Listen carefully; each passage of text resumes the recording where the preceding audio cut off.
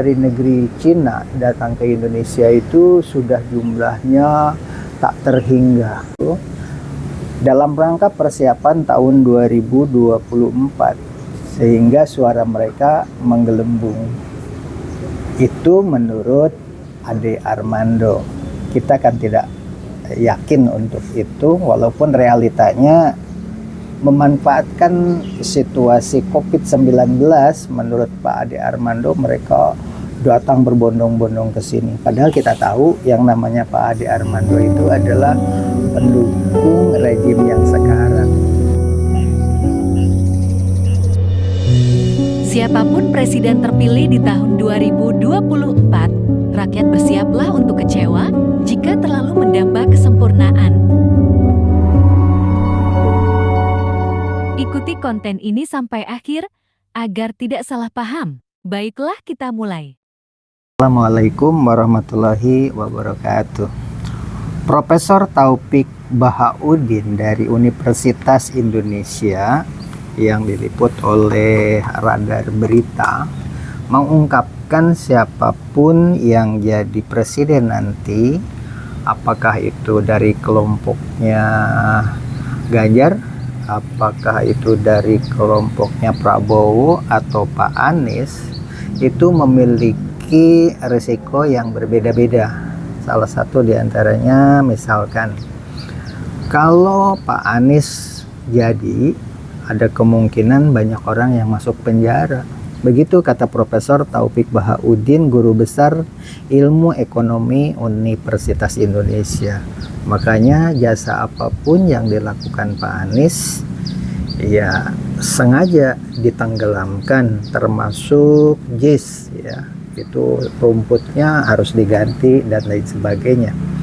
Nah, sementara kalau dari pihak yang sekarang mendukung Pak Ganjar, mungkin banyak orang yang aman menurut Profesor Taufik Bahauddin, Guru Besar Ilmu Ekonomi Universitas Indonesia.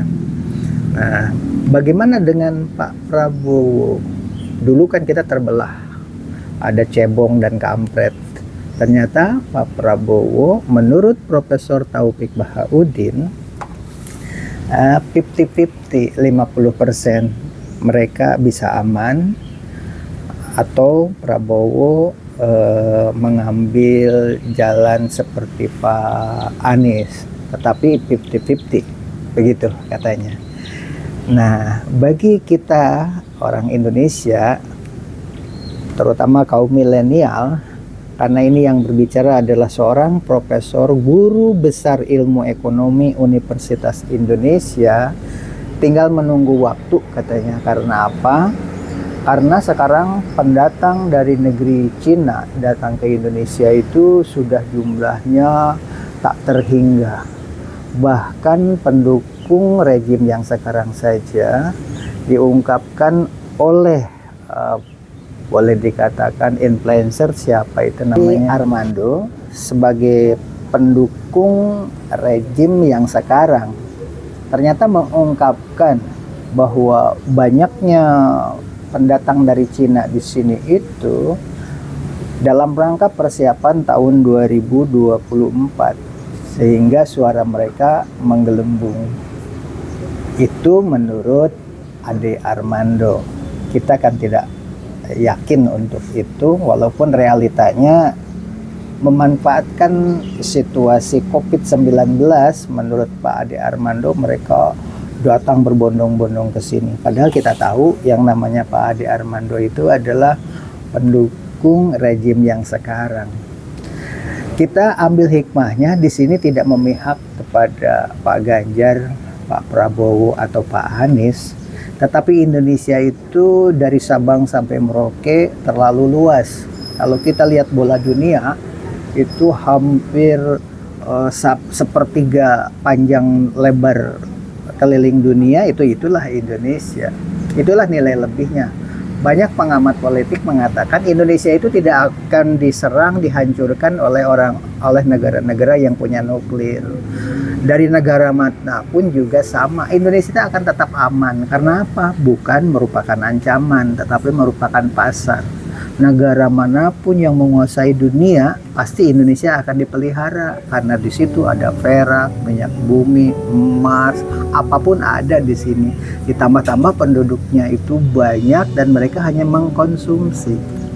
Jadi produknya itu, kalau negara lain itu punya produk dijual, dipasarkannya kemana? Karena Indonesia luas. Salah satu contoh, mengapa Pindad itu begitu canggih dan bisa mengalahkan produk senjata Amerika. Sampai tentara Amerika minta membongkar karena diduga ada kelicikan. Setiap adu tembak di Australia, adu tembak dimanapun, berturut-turut Indonesia selalu juara umum. Mereka bingung, mengapa kok senjata Pindad bisa luar biasa seperti itu. Akhirnya tentara Indonesia setuju boleh dibongkar itu senjata dengan catatan semua serdadu yang ikut lomba dari negara manapun sama diteliti. Padahal kita ketahui Pindad itu memang unggul dalam kelasnya. Di seluruh dunia tidak ada yang mengalahkan senjata Pindad. Kenapa? Karena Indonesia luas dari Sabang sampai Merauke. Untuk satu kali produk senjata untuk latihan peluru-peluru itu bisa habis hanya satu kali latihan, 2 atau 3 kali latihan. Setelah itu produksi lagi, produksi lagi, produksi lagi. Dan setiap produksi pasti mengeluarkan inovasi-inovasi baru.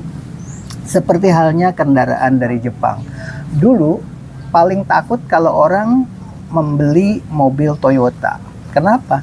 Karena mobil Toyota yang kotak itu, kalau orang sudah mengendarai terlalu nyaman, ngegasnya terlalu dalam, maka gasnya tidak akan kembali. Dijamin orang yang sudah melakukan itu pasti umurnya lewat. Kenapa? Itulah kendaraan yang paling berbahaya, yaitu merek Toyota. Karena Toyota itu terlalu banyak makan korban, karena gasnya itu kalau sudah diinjak terlalu dalam pada saat itu dan tidak akan bisa kembali, pasti lewat. Maka mengeluarkan inovasi. Sekarang menjadi mobil sejuta umat. Tidak ada di Indonesia yang tidak memiliki kendaraan merek Toyota berbagai versi. Ya karena apa? Ada suatu kebanggaan. Karena setelah ada inovasi seperti halnya Pindad. Pindad juga sama. Setiap produk inovasi, produk lagi inovasi. Maka negara-negara lain yang punya pabrik senjata, karena senjatanya itu tidak dicetak ulang, sekali produk susah memasarkannya, jadi tidak ada inovasi baru. Maka Pindad selalu terdepan dalam keakuratan tembak, dalam bentuk desain, dalam bentuk dari segi bahan, semuanya memang berkualitas unggul. Makanya Amerika protes. Karena apa? Belum pernah menang. Indonesia lagi, Indonesia lagi. Tentara kita bangga dengan Pindad. Nah, itulah hebatnya keluasan daerah dari Sabang sampai Merauke. Sekali produk bisa memperbaiki produk. Seperti halnya mobil Toyota. Karena penduduk Indonesia banyak, setiap inovasi itu terjadi karena produknya habis. Inovasi lagi, habis lagi, inovasi lagi, habis lagi. Toyota sudah berbagai macam versi, dari mulai kotak sampai kapsul, dan sekarang sudah berbentuk lain lagi. Setiap produk itu hanya sedikit-sedikit perbaikannya. Kadang-kadang dari pintunya saja asalnya pakai engkol, sekarang tinggal pijit, sekarang sudah pakai remote. Dulu belnya itu bersuara anjing, ayam, dan lain sebagainya. Setiap produk itu hanya sedikit-sedikit perbaikan. Tidak pernah suatu produk itu total semua, enggak. Setiap produk pasti inovasinya, bannya sekarang pakai nitrogen. Sebelumnya kan pakai angin. Ternyata ban pakai nitrogen itu rapuh, gampang hancur bannya. Akhirnya dia pakai inovasi yang lain supaya empuk, tidak lagi pakai nitrogen, tetapi pernya diganti dengan tambahan-tambahan yang lain, dan masih banyak contoh-contoh lainnya. Kembali ke masalah presiden yang akan dipilih nanti, apakah Pak Ganjar, Pak Anies, ataukah Pak Prabowo, itu tidak jadi masalah bagi rakyat-rakyat kecil. Yang paling penting negara itu aman. Kalau Pak Ganjar yang menang, rejim sekarang aman.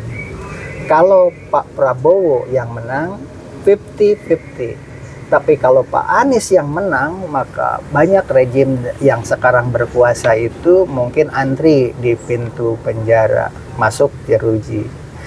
Ini sebagai bahan gambaran. Makanya kalau Pak Jokowi, menurut profesor dari UI, guru besar ekonomi tadi, mengatakan, mengapa sekarang Pak Jokowi santai-santai saja, tapi rejimnya begitu luar biasa. Karena untuk menyelamatkan diri. Ini barangkali sebagai bahan gambaran bagi rakyat Indonesia, siapapun pemenangnya yang paling penting aman. Zaman Pak Harto, apakah Pak Harto itu pro-Islam? Sebelumnya tidak. Bagaimana peristiwa Tanjung Priuk? Para kiai, satu masjid berdatangan di bredel tembak. Salah satu contoh.